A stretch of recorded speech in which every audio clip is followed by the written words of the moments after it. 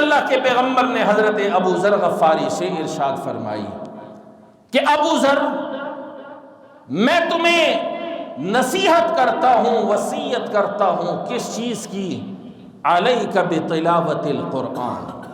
تم قرآن کریم کی تلاوت کرنا، قرآن کریم کی تلاوت کرنا، قرآن کریم کی تلاوت کرنا، اللہ کا ذکر کرنا۔ تم زمین پر اللہ کا قرآن پڑھو گے، اللہ کا ذکر کرو گے، آسمانوں میں تمہارے تذکرے ہوتے چلے جائیں گے۔ قرآن تم زمین میں پڑھو گے، ذکر زمین پہ کرو گے، تمہارے تذکرے آسمانوں میں ہوں گے، اور اس قرآن کا پڑھنا اس زمین کے اوپر تمہارے لیے نور کا باعث بن جائے گا، نور کا باعث بن جائے گا۔ ہمارے والد صاحب رحمۃ اللہ علیہ ہمیشہ نصیحت فرمایا کرتے تھے، کوئی بھی ان کے پاس آتا تھا تو قرآن کریم کے تلاوت کا ضرور فرمایا کرتے تھے کہ اگر تم سے زیادہ قرآن کی تلاوت نہیں ہوتی، روزانہ ایک رکوع قرآن کریم کی تلاوت ضرور کیا کرو، اس کی برکات انسان کو حاصل ہوتی ہیں۔ آج کل لوگ موبائل پہ بھی قرآن پڑھتے ہیں، وقت نہیں ہوتا چلتے پھرتے پڑھتے ہیں، ٹھیک ہے قرآن کی تلاوت تو ہو جاتی ہے، میں اس کا انکار نہیں کرتا، لیکن جو قرآن آپ اٹھا کر پڑھیں، دیکھ کر پڑھیں، اور اس قرآن کی جو برکات آپ کو نصیب ہوں گی اس کا اپنا ہی ایک مزہ ہوگا اور اپنی ہی نورانیت اس کی ہوگی۔ تو فرمایا کہ تم دنیا کے اندر زمین پہ رہتے ہوئے قرآن کی تلاوت کیا کرو، اللہ کا ذکر کرو، زمین پہ تم کرو گے تمہارے تذکرے آسمانوں میں ہوں گے، اور دنیا کے اندر قرآن کا پڑھنا تمہارے لیے باعث اجر و ثواب اور باعث نور بنے گا۔ اور پھر اللہ کا جب کلام پڑھو گے تو اللہ کی محبت بھی تمہیں نصیب ہوگی۔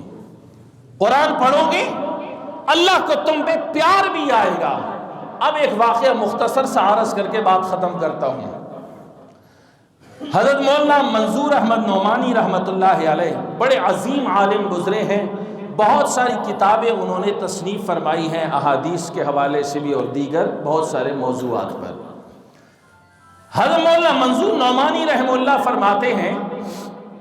ایک مرتبہ میں ایک سفر پہ جا رہا تھا، تو سفر میں نے دیکھا میرے ساتھ اور بھی بہت سارے مسافر ہیں، ان مسافروں میں سے ایک کو میں نے دیکھا کہ اس نے ایک کتاب اٹھائی ہوئی ہے اور اس کتاب کا مطالعہ سفر کے دوران بڑے انہماک کے ساتھ کر رہا ہے،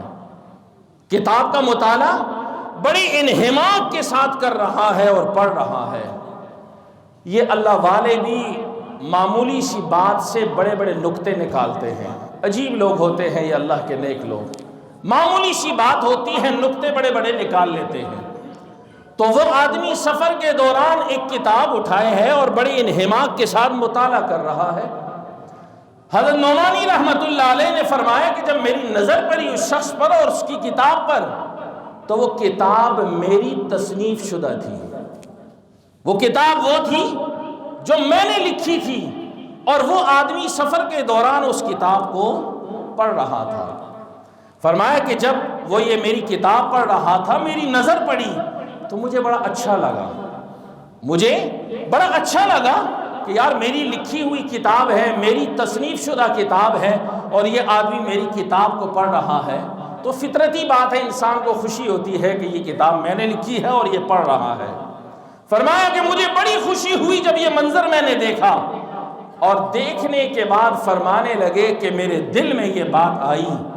کہ دنیا کے اندر رہتے ہوئے اگر یہ کتاب میں نے لکھی ہے اور پڑھنے والا جب اس کتاب کو پڑھ رہا ہے تو اس کے پڑھنے سے مجھے کتنی خوشی ہو رہی ہے، اور جو کتاب اللہ نے لکھی ہے اور نازل کی ہے جو اس کو پڑھے گا اللہ کو اس پہ کتنا پیار آئے گا۔ دنیا کی کسی کتاب میں مجھے اتنا پیار آ رہا ہے کہ میری کتاب فلاں آدمی پڑھ رہا ہے، تو جو اللہ کے کلام کو پڑھتا ہوگا اللہ کو اس پہ کتنا رشک آتا ہوگا، کتنا پیار آتا ہوگا۔ یہی چیز حضرت ابو ذر غفاری کو پیغمبر نے ارشاد فرمائی، ابو ذر اللہ کے کلام کی تلاوت کو لازم پکڑو، قرآن کریم کی تلاوت کر لیا کرو، تمہارے لیے نور کا باعث ہوگا۔